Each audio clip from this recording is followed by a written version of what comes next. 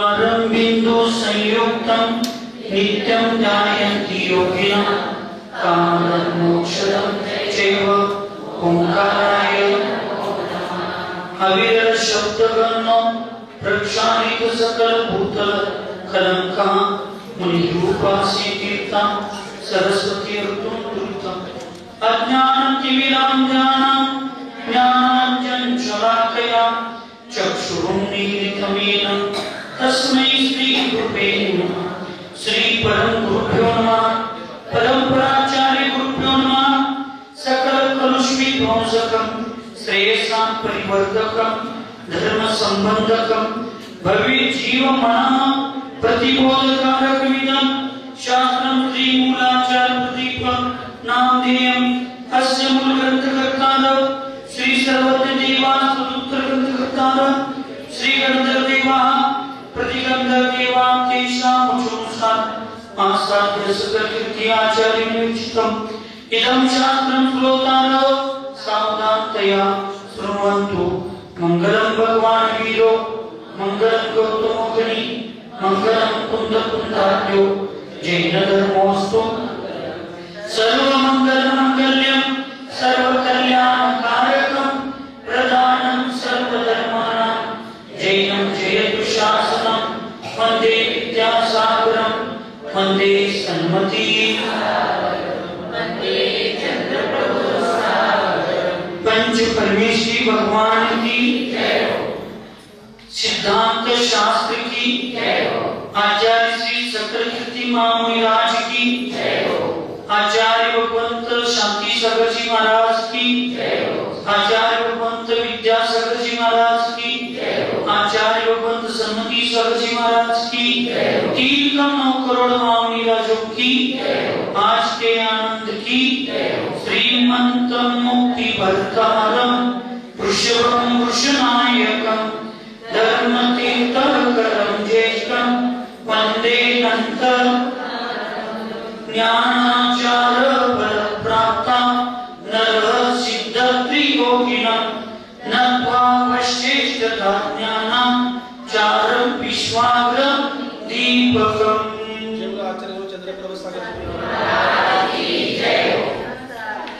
आचार्य भगवंत सकल कीर्ति महामुनिराज मूलाचार प्रदीप या महान ग्रंथात रौद्र ध्यानाचे 4 भेद सांगत असताना पूर्व चर्चेमध्ये हिंसावन आणि मृषावन ह्या 2 गोष्टी रौद्र ध्यान सांगितलं। आज या ठिकाणी स्थैर्यानंद रौद्र ध्यानाचं स्वरूप या ठिकाणी सांगताय। परस्त्री स्त्री सुवस्त्वादी हरणे लोभी भीर्भुषं संकल्प क्रियते चित्ते यो शुभो वात्र तस्करी नीते सति परद्रव्ये घने भूतानुमोदनम् रौद्र ध्यानं च तत्सर्वं स्थेयानन्दमघप्रदम्।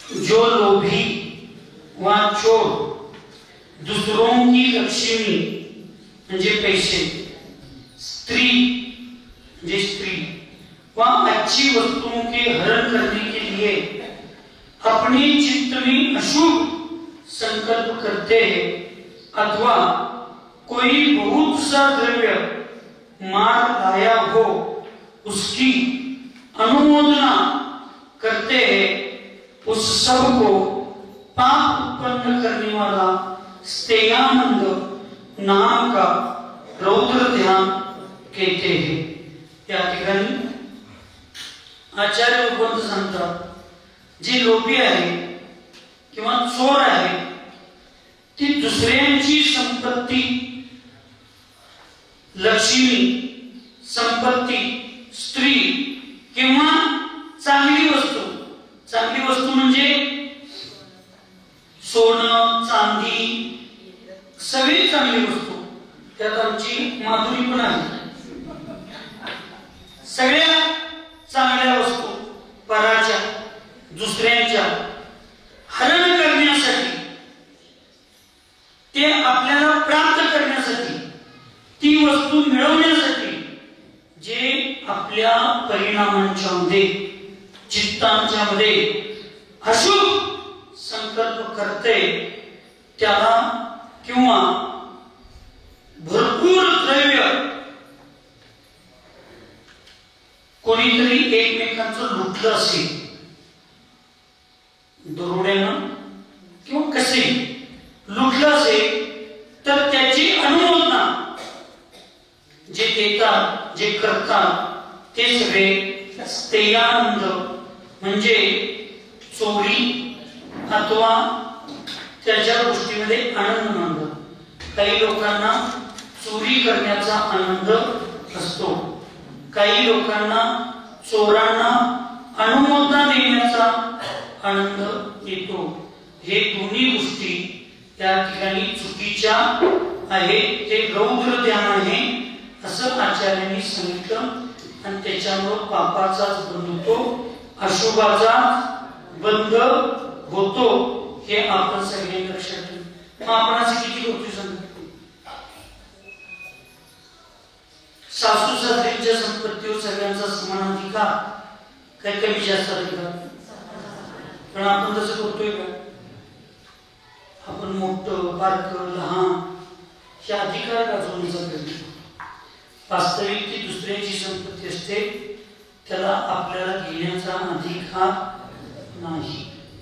म्हणून साधूंना, झालेल्या गुणाऱ्या सगळ्यांना, श्रीकांत भैया सगळ्यांना आपल्याला मंदिराच्या कुठल्याही वस्तूवर, आता इथे शास्त्र ठेवले, इथे सगळे असतात ग्रंथ. आता मला कोणतं म्हटले महाराज ते ग्रंथ लई चांगला आहे, आता ते आमच्या संघातल्या लोकांनी ते छापलेत मी म्हणून ते घेऊन, पण इथं बाकीचे कुठले ग्रंथ आहेत माताजी वर ठेवले ते नारी गुरु सदाचारी काय तर. आता ते माताजीने आम्हाला सगळ्यांना आपल्याला सांगितले ते वाटायलाच ठेवले म्हणून, ठीक आहे, पण आम्हाला माहितच नाही किंवा माताजीने आम्हाला सांगितलं नाही.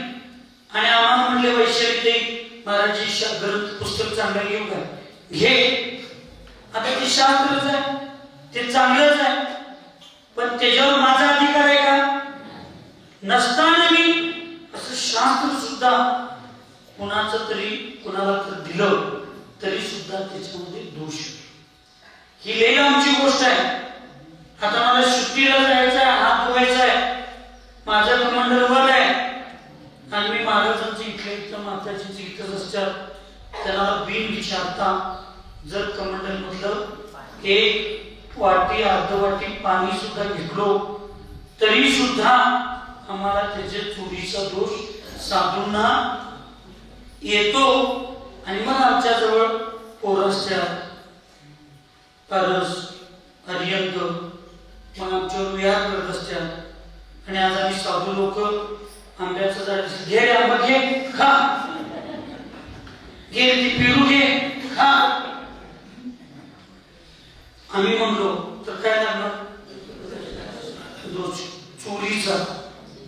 समजा आम्ही म्हणलो नाही, आमच्या पुढेच पारस्ती तोडा लागला खायला लागला, तर आमचं सांगणं कर्तव्य आहे त्या मालकाला बिन विचारता, मालका म्हणजे खाताय तुम्ही म्हणून सांगा. आता माझ्यावर असताना खात नाही, पण घराच्या आजूबाजूची कोणाची झाडं शिल्लक गेली, म्हणजे असं महाराजांची कुठेही असताना त्या मालकाला बिन विचारता उसाचा ट्रॅक्टर चाललाय,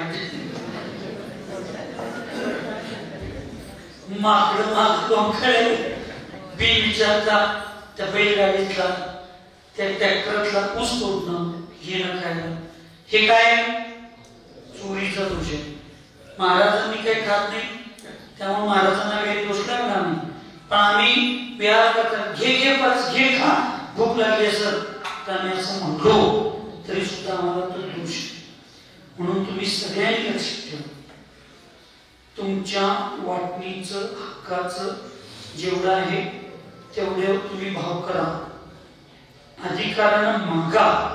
आपला अधिकार मागण्याला कुठं पाप सांगितलं नाही, पण ते अधिकार मागण्याचा नादा भविष्यातला आपला अधिकारच कुठला तर संपेल, धर्म करायचा एवढं पण मोठं पाप करण्याच्या नादाला लागू. आपली वस्तू आपल्या आणण्यासाठी आपल्याला प्रयत्न करायलाच पाहिजे, प्रयत्न नाही, पण हक्काची वस्तू आहे म्हणून पाप लागले एवढं आपण चुकीचं वागून चालणार नाही. हे या आजच्या गाथेतून सूत्र. मग हे जर तुम्ही एवढी हे नुसता हिंसानंद, मृषानंद, स्नेहानंद म्हणजे चौर्यानंद, परिग्रहानंद या चार गोष्टी समजावून घेऊन ह्याचा आनंद जर तुमचा संपला आणि याच्या विरुद्ध जी गुण आहे अहिंसानंद, सत्यानंद, परत अचौर्यानंद म्हणजे आहे त्याच्यात समाधानी, परिग्रहानंदाच्या ठिकाणी अपरिग्रहानंद असं जर केला तर मला सांगा किती सुख मिळेल, किती आनंद मिळेल. पण माणसाला 99 रुपये आहे याचा आनंद नाही, 100ला 1 रुपये कमी आहे याचा दुःख जास्त. आज चंद्रपूर सागर महाराजांना माझं प्रवचन 100 जण ऐकतात याचा आनंद नाही, वीर सागरांचे 110 जण ऐकतात, माझे 100च काय ऐकतात. माझ्या प्रवचनाला 10 फॉलोअर्स काय कमी फॉलोअर्स नाही काय व्ह्यूज, हा मला 10 कमी ह्याचं मला दुःख आहे. 1,00,000 जण बघितल्या याचा आनंद मला घ्यायला आज वेळ नाही. हे कुठं तर काहीतरी गोष्टी आमच्या चुका लागले हे आम्ही समजावून घेऊन जगलं पाहिजे, अन्यथा भविष्यात आपलं म्हणून आहे तुमचं आहे ते दुसरं कोणी घेऊन जाणार, आणि जे दुसऱ्याचं आहे जे दुसऱ्याचं आहे ते तुम्ही किती पुरुषार्थ केलं तर तुम्हाला मिळणार. रावणाला सीता मिळाली, त्याच्या दारात गेली पण त्याची झाली माहिती की नाही. रावण सीतेला पळवून घेऊन गेला, रावण लंकेत होता आणि त्या दोघांच्या मध्ये काय होतं, समुद्र होता, समुद्र सागर. देशपांडे का की रावणाच्या आणि रामाच्या मध्ये समुद्र होता, समुद्र. आणि त्या की सांगायला चांगली गोष्ट हे की राम आणि रावण या दोघांच्या मध्ये कोणती समुद्र होता, काय होता समुद्र. आणि त्या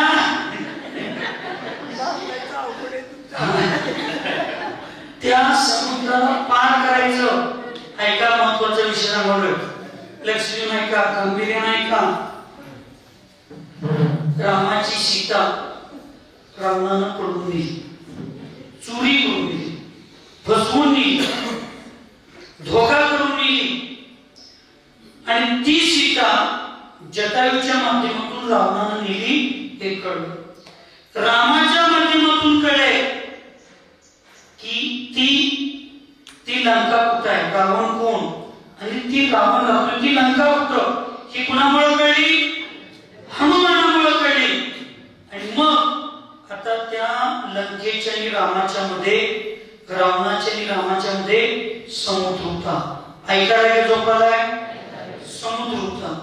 त्या समुद्राच्या आता पार करायचं झालं तर मग पूल पाहिजे. काय पाहिजे? पूल पाहिजे.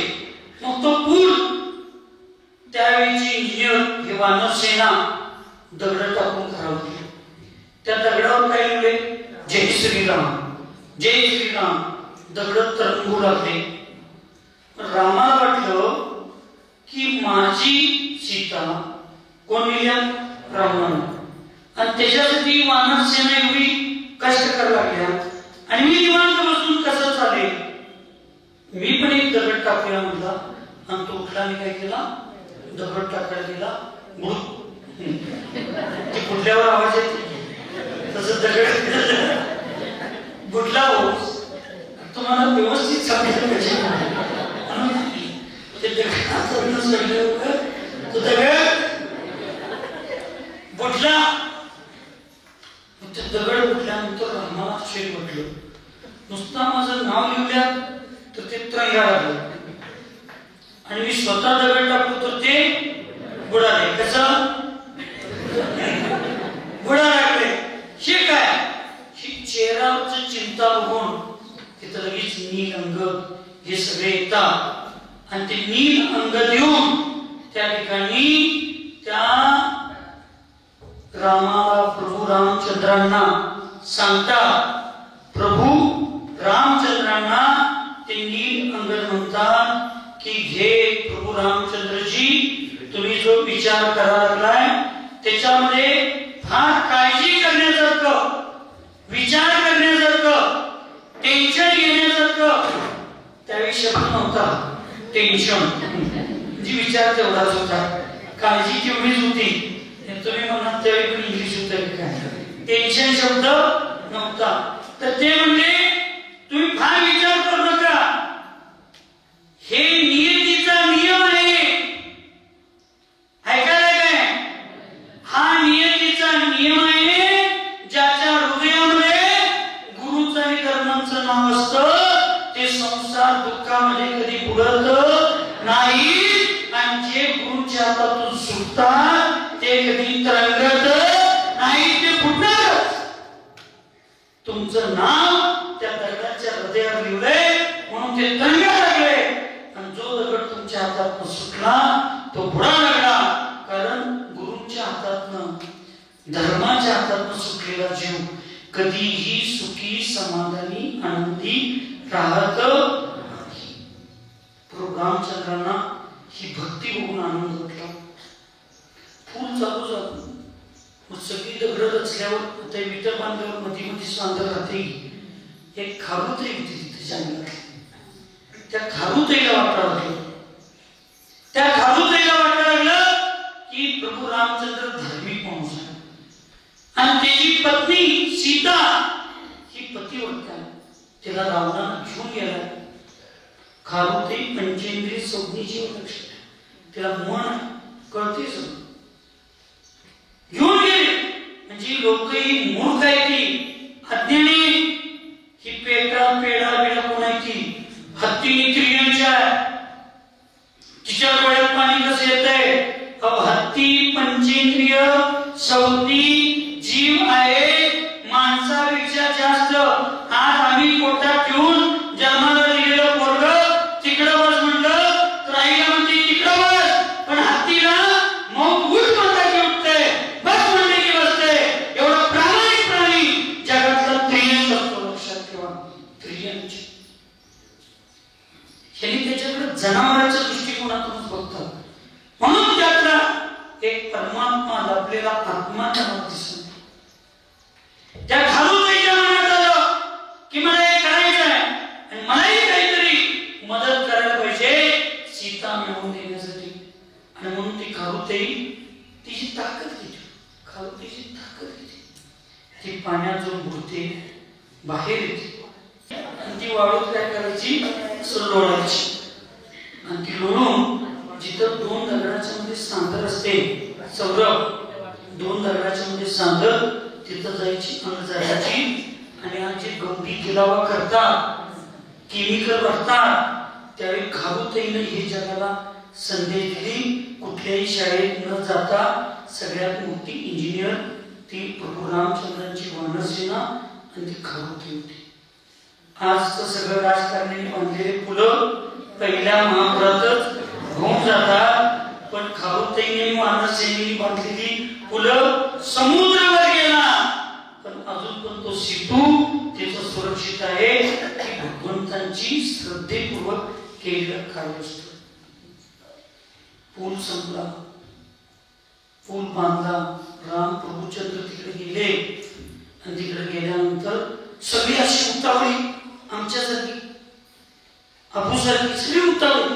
पहिला युद्ध, पहिला सीतेला आणायचा युद्ध, माधुरी आली पाहिजे, आणली पाहिजे, सगळं करावं.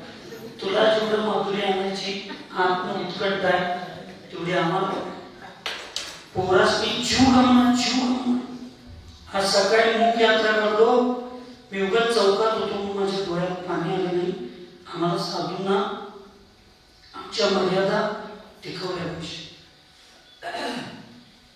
सकाळी मी मुख यात्रेत जात असताना त्या दीपक साहेबांची, बोरगाडे साहेबांची ती ना काय त्या पोरगीचं वय एवढी माझ्या नंतर 2.5-3 वर्षाची पोरगीचं लईत लई त्या पाठीवर हत्तीचं माधुरीचं चित्र काढले आणि आमची माधुरी आम्हाला परत दिली. लहान पोरांच्या पर्यंत हे सगळं भिडलंय. ते आमची खारुताई दीपक बोरगावची ना ज्या सकाळी काम केली खारुताई आहे. आमचा अबू बिबू ही स्त्री वानरसेना आहे, ही वानरसेना आहे. आणि आमचा धर्म प्रभू रामचंद्रांच्या ठिकाणी आमच्या धर्माची माधुरी घेऊन गेले. त्याच्यात जेवढी लोक रात्रंदिवस तळमळ लागले, प्रयत्न करायला लागले, काम करायला लागले, ती सगळी त्या प्रभू रामचंद्रांची वानरसेना आहे. आणि ज्या वानरसेनेनं रावणाच्या तावडीतून सीता आणायचं काम त्या काळात करू शकतात, तर ह्या काळात आमची वानरसेना, आमची माधुरी नांदणी काढल्याशिवाय राहणार नाही.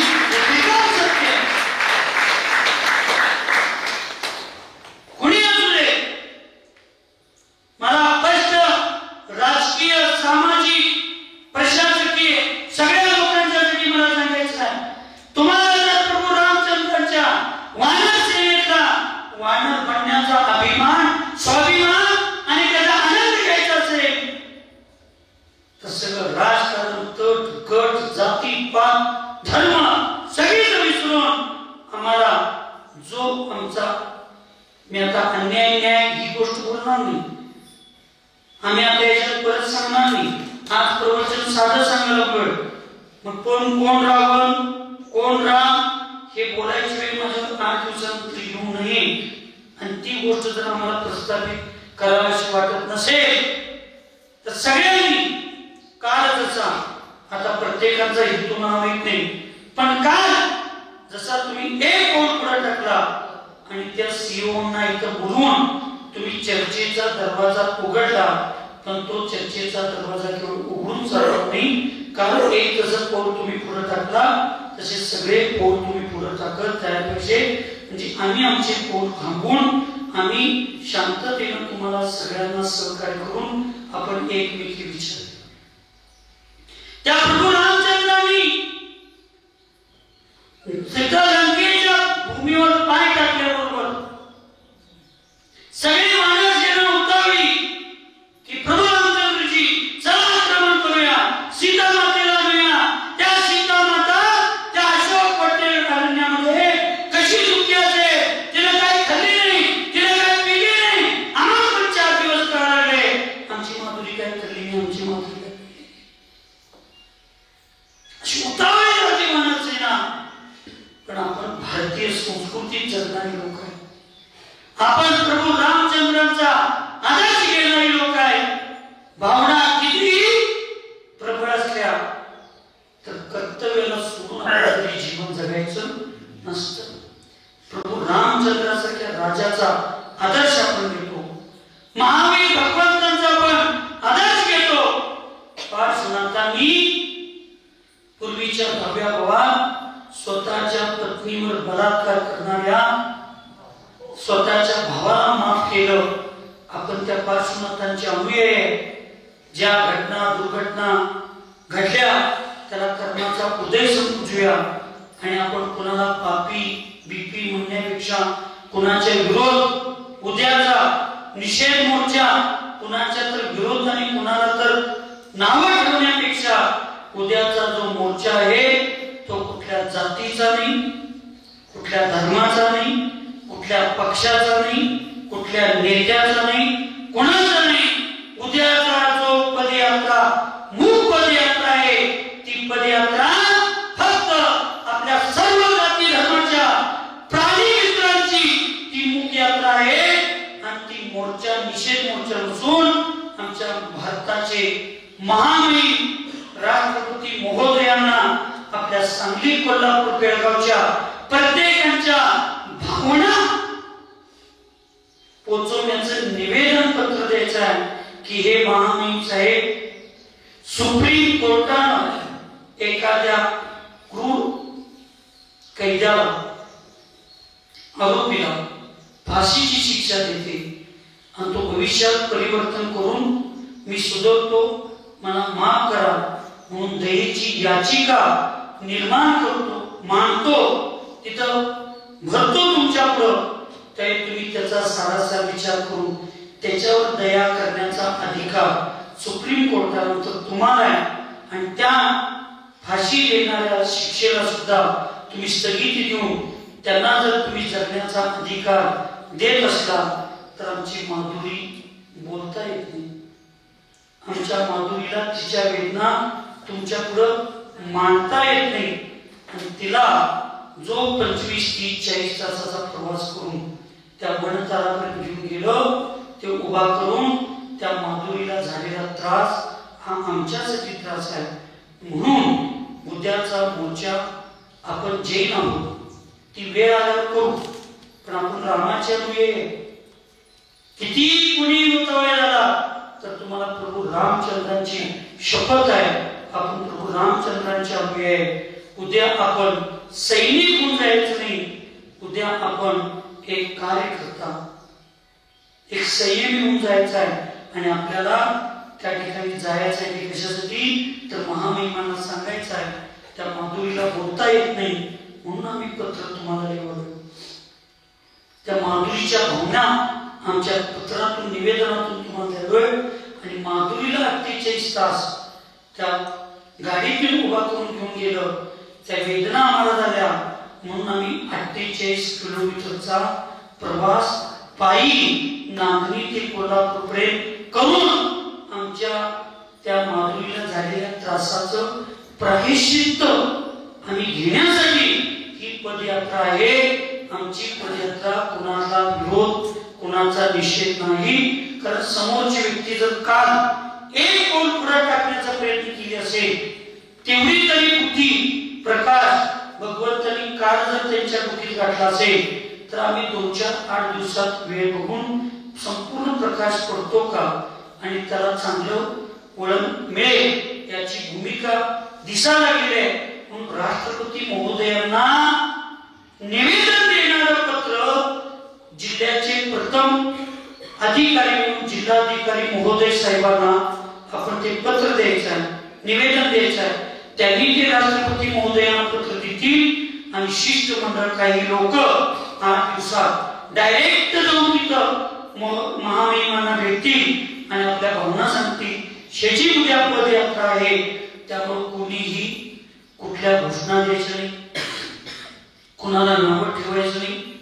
आपण प्रभू रामचंद्रांचे महावीरांचे अनुयायी आहे. आपण एक लिमिटेशन मध्ये आपल्या संयमाला सांभाळू शकतो. या भूमिका आपण समाजापुढे सगळ्यांच्या पुढे दाखवायचं आहे आणि म्हणून उद्याच्या कुठल्याही त्या कार्यक्रमामध्ये कोणी तिथं जाऊन बोलणार नाही, कोण कोणाचा निषेध करणार नाही, ही कुठलं राजकीय काही नाही. अशा पद्धतीने उद्याच्या पदयात्रेमध्ये हजारोंच्या नव्हे तर लाखोंच्या संख्येनं सर्व जाती धर्माची लोक उपस्थित राहावी अशी आमची भावना आहे. आणि उद्याची पदयात्रा म्हणजे उल्हासदादा आता राम लंकेत पोहोचलेला आहे. आणि सगळे उतावळे असताना सुद्धा त्या रामानं सांगितला ही खऱ्या राज्याची लढाई चुकीच्या पद्धतीने लढायची नाही. तो आपला दूत पाठवतो, दूत, आणि तो रावणाला सांगतो तुझ्याशी मला युद्ध करण्याची इच्छा नाही, तुझ्याशी मला युद्ध करायची इच्छा नाही, माझी सीता मला परत दे, मी तुझ्याशी बिनयुद्ध करता जाण्याला तयार आहे. तसे आमच्या महाराष्ट्रातले जैन, हिंदू जेवढे मठाधिपती जेवढे दिगंबर मुनी महाराज आहे हे सगळे आम्हाला रामापेक्षा काही कमी नाही, आमचे रामचंद्रच आहेत. आणि आम्ही राम सगळे साधू उद्या आमच्या हजारो दूतांना एक पत्र घेऊन तुमच्याकडे पाठवतोय.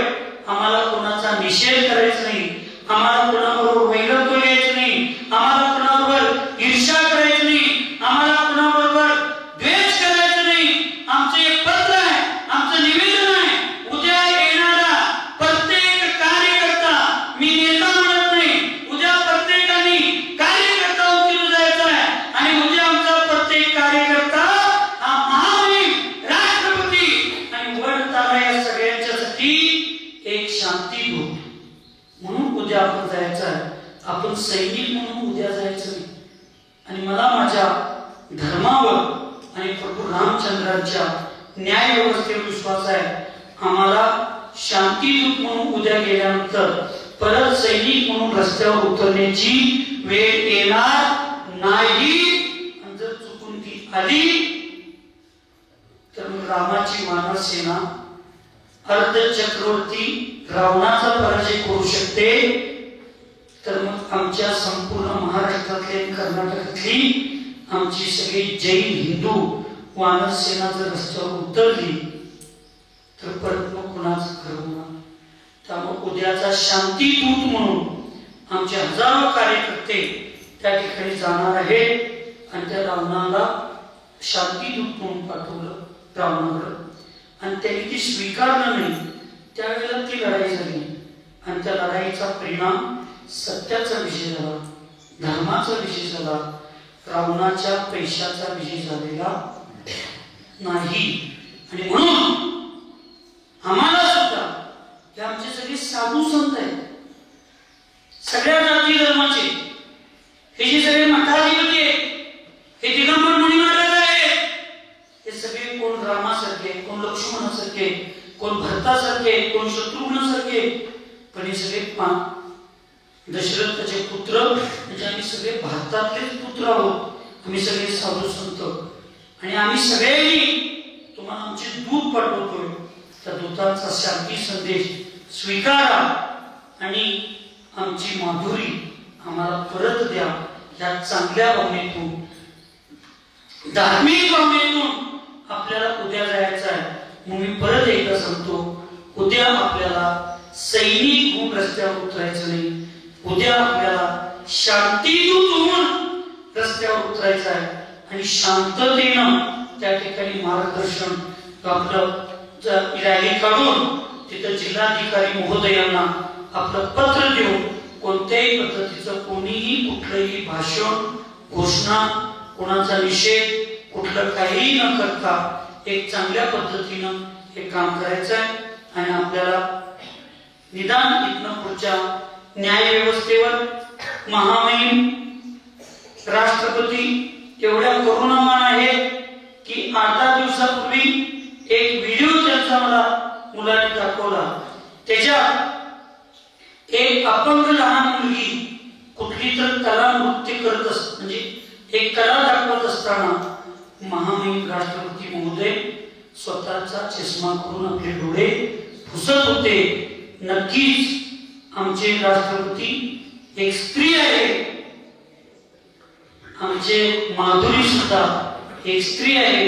आणि एक स्त्रीची वेदना दुसरी स्त्री नक्की जाणून घेईल आणि आमची महामहिम साहेब आमच्या माधुरीला न्याय देतील असा विश्वास त्या ठिकाणी आपण बाळगून उद्याच्या पदयात्रेला हजारोच्या संख्येनं, लाखोच्या संख्येनं एक शांतीदूत म्हणून एक कार्यकर्ता म्हणून सगळीजण जावं, कोणत्याही पद्धतीची हुल्लडबाजी, घोषणा आणि कोणाचाही निषेध न करता, कारण सरकार पक्ष सरकारचं काम करण्याच्या भूमिकेत तयारी झाल्याचे दिसते. विरोधी विरोधांची भूमिका करून मिळवण्याचा प्रयत्न, थोडी ताकद लागू दे, सत्तेची पण ताकद लागू दे, विरोधाची पण ताकद लागू दे, कसं पण होऊ दे, खरं आमची माधुरी परत उद्या प्रत्येकाची भावना आहे. म्हणून सत्ताधाऱ्यांची भावना जेवढ्या चांगली आहे तेवढ्याच विरोधात असणाऱ्या लोकांची पण भावना तेवढीच चांगली आहे. म्हणून या रॅलीला कुठल्याही पक्षाचा, जातीचा आणि कुठल्याही राजकारणाचा दुर्गंध लावून द्यायचं नाही, एवढीच मंगलमय भावना या ठिकाणी करून हा मी जाणून बुजून तोडलेला विषय नव्हे, तर इथं चौर्यानंद म्हणजे चोरी केलेल्याचा, दुसऱ्याची धन संपत्तीची चोरी करून त्याच्यामध्ये आनंद मानणारा हा जो गुण आहे, दुर्गुण, त्याला चौर्यानंद म्हणतात, रौद्रध्यान. आणि असं रौद्रध्यान करणारा व्यक्ती दुर्गतीला जातो, असा विषय इथं आला. म्हणून तो विषय मी तुमच्याकडे म्हणला. त्या गोष्टीला सगळ्यांनी लक्षात ठेवून आम्हाला साधूंना फक्त तुम्हाला जागा करणं, तुम्हाला मार्गदर्शन करणं एवढंच आम्हाला माहिती आहे. म्हणून मी शेवटचं एकच संदर्भ देतो. जसं हनुमानानं आणि जटायूमुळं वास्तविक प्रभू रामचंद्रांना रावणाचा पत्ता लागला, तसं आमच्या सगळ्या राजकीय लोकांनी, सगळ्या समाजातील कार्यकर्त्यांनी जटायू पक्षाचं काम करून त्या हत्तीचा तर पत्ता लागला, पण आता सगळ्यांनी हनुमानाचं काम करायचं. पण ती लंका कुठं आहे, ती कशी जायची, ह्या सगळ्या गोष्टी हनुमानामुळं प्रभू रामचंद्रांना कळल्या. तसं आता जो माधुरीसाठी प्रयत्न करेल, तो लहानातल्या लहान कार्यकर्त्यापासून अत्यंत महामहिम राष्ट्रपतींच्या पर्यंत व सगळे मंत्री, पुढारी, मुख्यमंत्री, सत्ताधारी, विरोधक, लहान बाळापासून वयोवृद्ध लोकांच्या पर्यंत, ह्या सगळ्यांना आता आपल्या हनुमानाची भूमिका घेऊन कशाही पद्धतीनं बुद्धी, कौशल्य आदीच्या माध्यमातून, न्यायाच्या माध्यमातून, कायद्याच्या माध्यमातून आपल्याला आपलं काम करायचं आहे. एवढं लक्षात ठेवून सगळ्यांनी एक वस्तू, दुसऱ्याच्या अधिकाराची वस्तू आपण जर हिसकावून घेतली आणि त्याचा जर आनंद करू लागलो, तर हा रौद्रदान केलेल्याचं पाप लागतं आणि त्याच्यामुळं आपल्याला दोष येतो. एवढीच भूमिका सगळ्यांनी समजावून सकाळी बरोबर 5 वाजता नांदणी आदिनाथ भगवंतांच्या निश्चितीपासून ही पदयात्रा चालू होईल. ती माणगावे कोडी करून आपल्या चौडेश्वरी फाट्यावरनं धर्मनगर, हत्तीगिरे, हे काय मजले, हातकलंगले, हत्तीगिरे, चौका, हेरले, शिरोली फाटा असं करून आपल्या जिल्हाधिकार्यालयापर्यंत जाणार आहे. सकाळी 5 वाजता त्याचा उगमस्थान असेल आणि कृष्णा नदी जशी महाबळेश्वरातून उगम पावताना ती चावी जरी असली, चावीच्या रूपात, तर ती हैदराबाद जवळ जाऊन समुद्राला मिळते, त्यावेळी ती समुद्रासारखा आकार घेते. तसं उद्या सकाळी ज्यांना ज्यावेळी शक्य आहे त्यावेळी सगळ्यांनी जाऊन, ज्यावेळी जिल्हाधिकार्यालयासमोर ही आपली पदयात्रा जाईल, त्यावेळी ती समुद्रासारखा आकार घेतलेली असावी. एवढीच मंगलमय भावना आणि तुम्हाला सगळ्यांना आव्हान, सूचना या ठिकाणी देतो आणि सांगतो. सुखी रहे सब जीव जगत में, कोई कभी न घबरावे, वैर पाप अभिमान छोड़ जग, नित्य नए मंगल गावे. ओम नमः, सबको क्षमा, सबसे क्षमा.